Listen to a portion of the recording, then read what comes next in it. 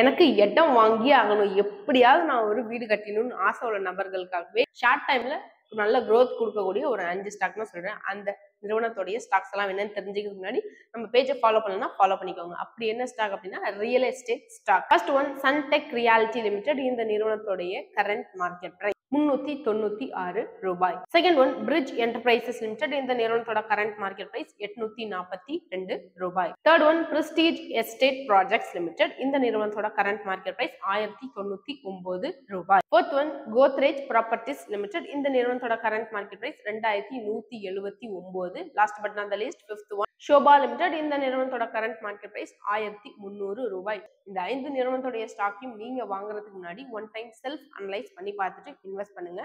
ஆனா எனக்கு ஷேர் மார்க்கெட்ல டெய்லி ட்ரேட் பண்ணி ஏர்ன் பண்ணணும்னு ஆசை இருக்கு.